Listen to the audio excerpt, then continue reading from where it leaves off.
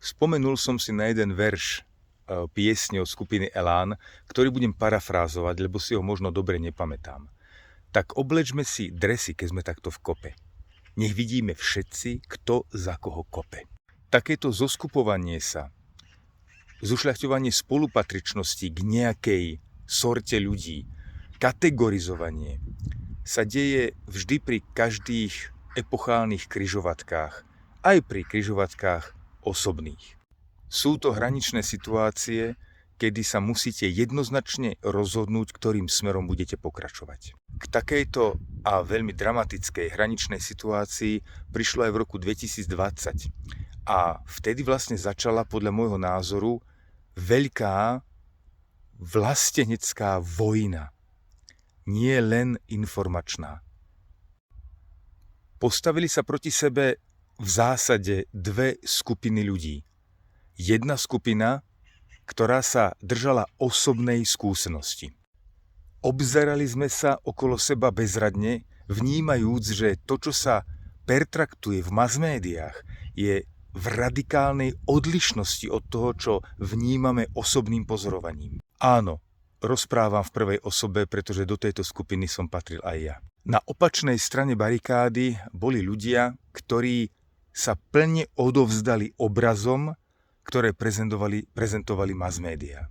O krátky čas sme si mohli všetci uvedomiť, že prívrženci mass-mediálnych obrazov ovládajú aj sociálne siete na internete. A ako to v každej vojne býva, začali padať hlavy, mazať sa účty, umlčovať, blokovať. Vojna sa možno skončila. Možno to bola iba bitka a vojna pokračuje. V každom prípade tá dráma ustala. Ten výbuch šialenstva síce skončil, ale po ňom neprišlo k zmiereniu. Naopak. Spoločnosť sa roztrhala a dokopy sa jej nedarí vrátiť. Je síce roztrhaná na Frankfurtce, množstvo Frankfurtcov, ale môžeme pozorovať také dominantné dve skupiny, ktoré stále stoja proti sebe. Aj tento problém môžeme nazvať medzigeneračným, avšak nejde tu teraz o vek ľudí alebo dátum narodenia. Jedna skupina ľudí sa odovzdala internetu, obrazom v sociálnych sieťach a v mass-médiách. Vytvára tam alternatívny život, tvorí tam svoju budúcnosť. Prežívajú vlastne akési znovuzrodenie, kedy profil na sociálnej sieti je pre nich skutočnejšia identita ako vlastná osobnosť, ktorou sa prezentujú mimo internetu. Prostredie, ktoré nachádzajú na internete, je pre nich hodnotnejšie a dôležitejšie ako ľudia, ktorými sú obklopení vo fyzickom svete. Obraz, ktorý o sebe vytvorili, pokladajú za reálny. A ten, ktorý žijú v realite mimo internetu, pokladajú len za príťaž.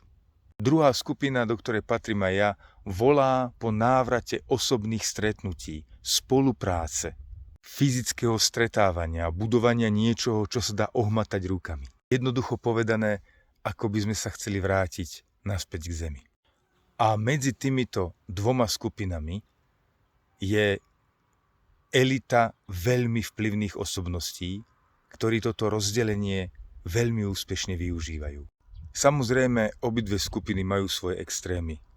Na strane internetových prívržencov sú ľudia, ktorí sa už začínajú učiť od umelej inteligencie a vytvárajú s ňou vzťahy, ktorými nahrádzajú tie prirodzené, ľudské. Zase na strane tých uzemnencov sú vlastne ľudia, ktorí utekajú od civilizácie, izolujú sa a hľadajú spôsob, ako to prežiť úplne samostatne, bez akejkoľvek cudzej pomoci. A ja a mne podobný sa obzeráme z jedného tábora do druhého tábora a v oboch máme priateľov, ľudí, ktorých si vážime. Máme radi a chceli by sme s nimi zostať v kontakte. Nuž a oba tábory nás možno aj právom pokladajú za rizikových. Ako sa z tejto situácie dostať von? Aj na toto je recept, ktorý sa ukrýva v obyčajnej ľudskej komunikácii. Chcete sa o tom porozprávať? Ste vítaní v našej slávnej záhrade. Každý mesiac sa tu stretávame priaznivci slávnych vied. Je to pre vás ďaleko, alebo ma chcete predtým trošku lepšie spoznať, tak skúste sa so mnou stretnúť aj online. Na webinári 13. apríla a hľadajte na webovej stránke vedomáškola.sk podujatie s názvom Ako obnoviť úctu medzi generáciami. Teším sa na vás.